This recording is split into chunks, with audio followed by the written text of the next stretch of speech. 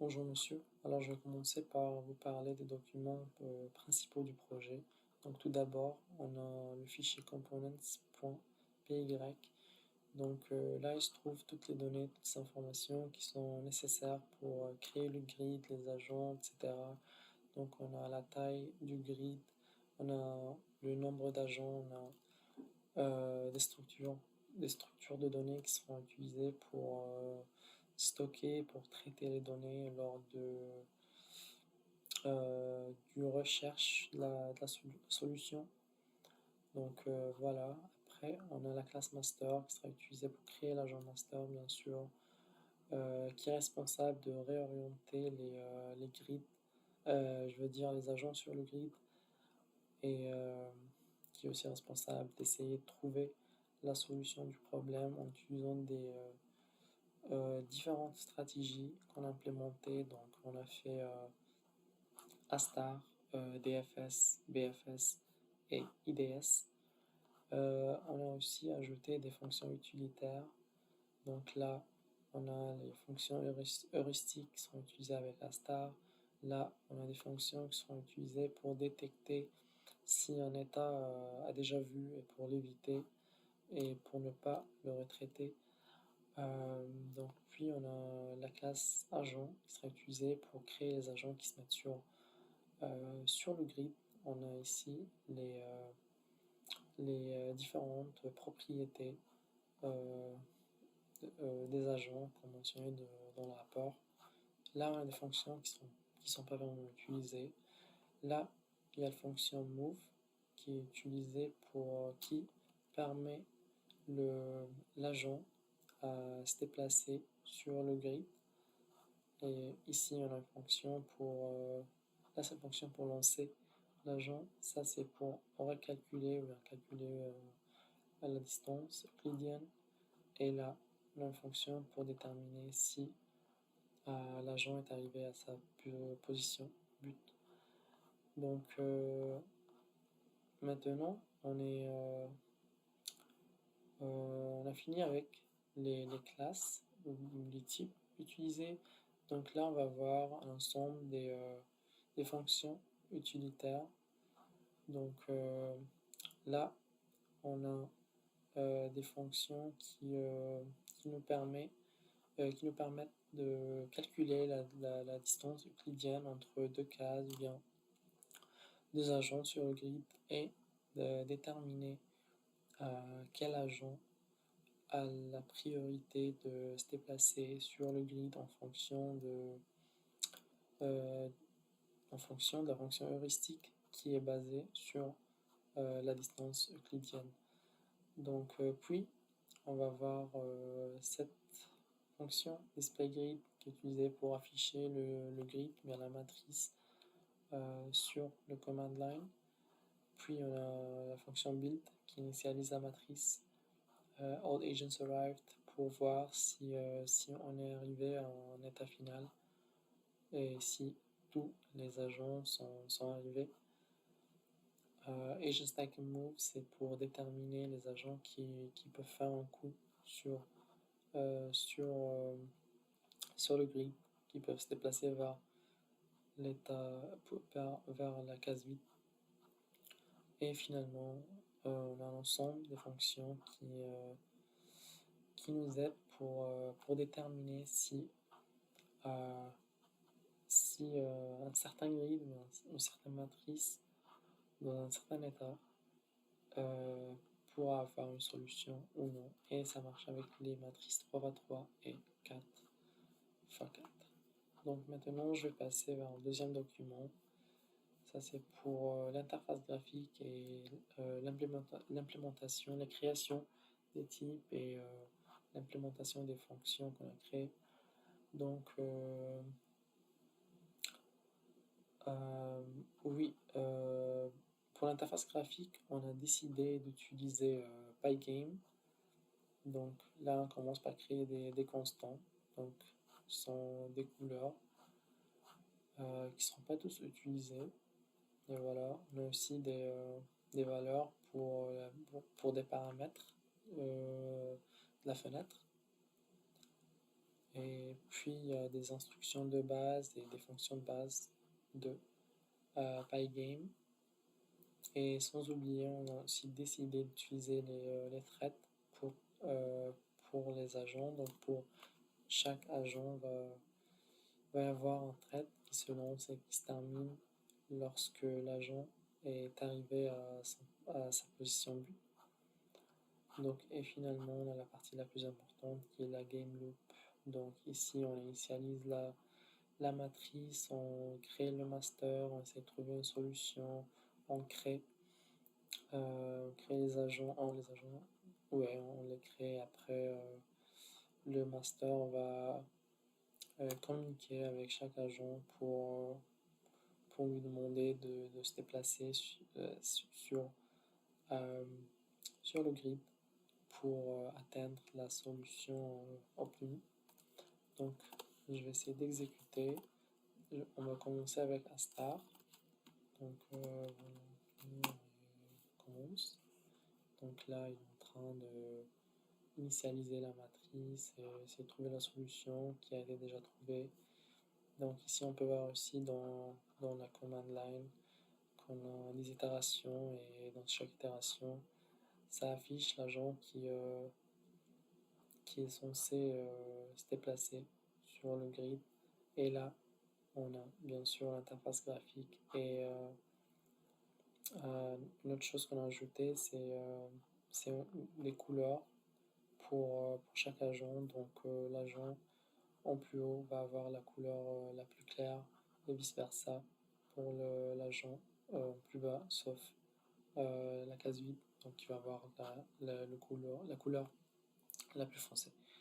Donc je vais fermer la fenêtre et je vais changer l'algorithme. Donc Astar a marché et évidemment il est très rapide par rapport aux autres.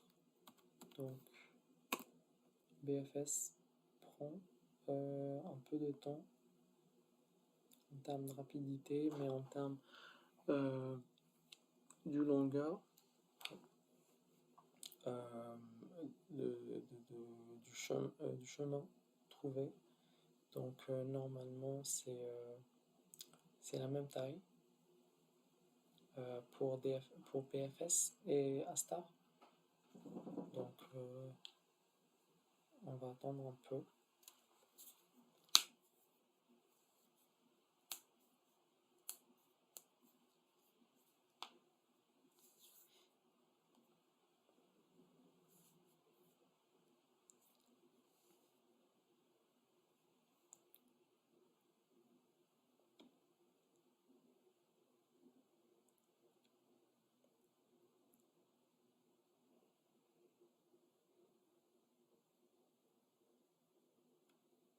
Et voilà. Alors il a trouvé et maintenant il va l'afficher sur l'interface. Donc en termes de rapidité, c'est évident que Astar est beaucoup plus effective, beaucoup plus rapide que voilà. Mais si je ne me trompe pas, la taille de chemin est la même. Donc voilà, on est fini ici. Fini, je veux dire. Maintenant, je vais essayer avec EDS et je vais mettre 80 pour la valeur du profondeur où on peut aller. Donc, clair et en termes de rapidité, des fois, ce que j'ai constaté que des fois BFS est plus rapide que IDS et des fois c'est le contraire. Mais en termes de longueur du chemin trouvé, c'est souvent le chemin trouvé par IDS plus long que celle trouvée soit par Astar ou BFS. Donc voilà, c'est presque toujours le cas.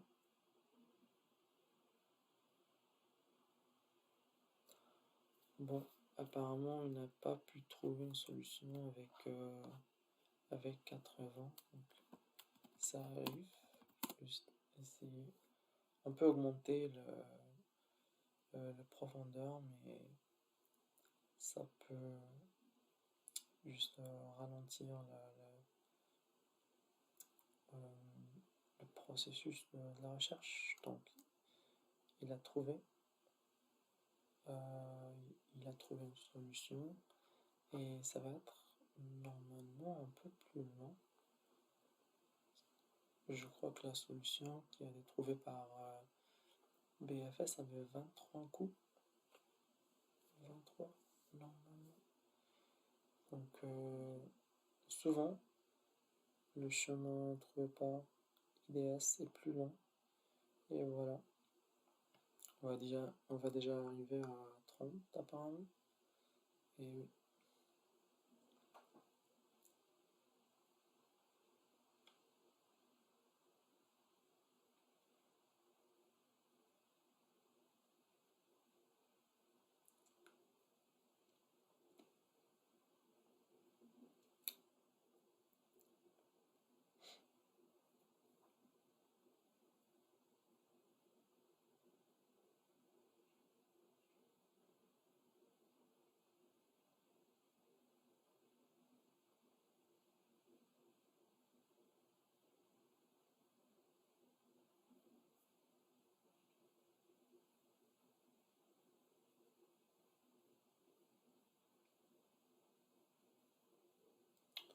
Et voilà, finalement, ça a pris 75 coups.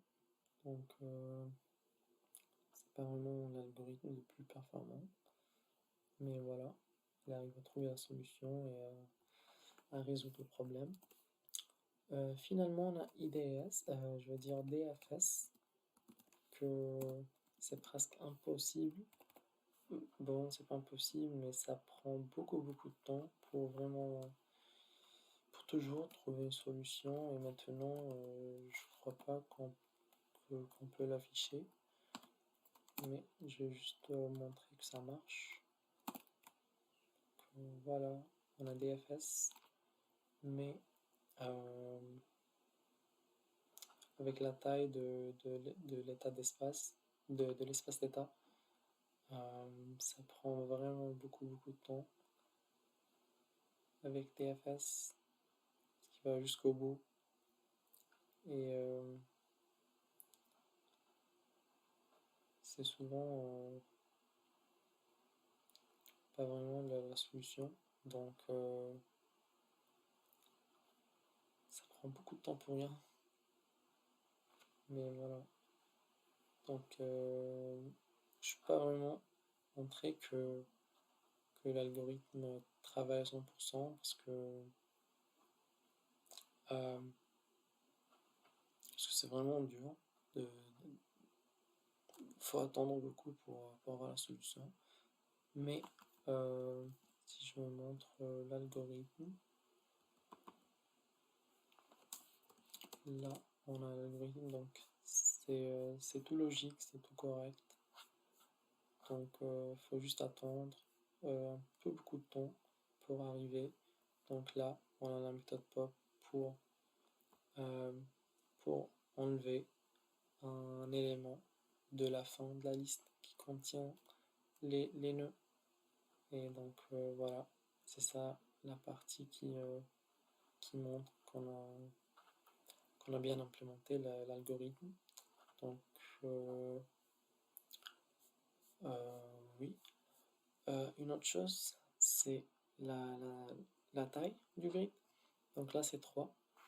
Bien sûr ça marche avec d'autres tailles si on fait 4 ou 5. Mais l'espace d'état est tellement grand que n'arrive pas vraiment à... Il faut avoir beaucoup d'efforts, comment dire, faut avoir beaucoup de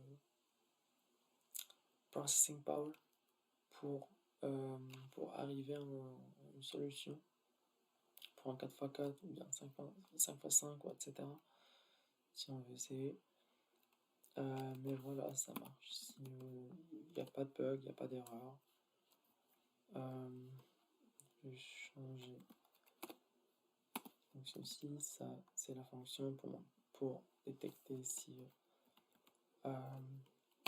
le grid a une solution ou non. Donc si on essaye ici avec disons un star, donc ça va aller, mais ça va prendre vraiment beaucoup de temps pour trouver une solution. Je ferme toujours la fenêtre parce que ça prend vraiment beaucoup de temps. Et voilà. Mais ça c'est juste pour montrer que ça marche, il n'y a pas vraiment de bug. Et, le programme est adaptable, dynamique. Donc on peut facilement changer les paramètres et pouvoir le travailler sur des environnements différents. Donc voilà. Je pense que c'est la fin. Normalement, je vous ai tout montré. J'espère. Merci pour regarder cette vidéo et merci pour ce projet. C'était très intéressant. Voilà.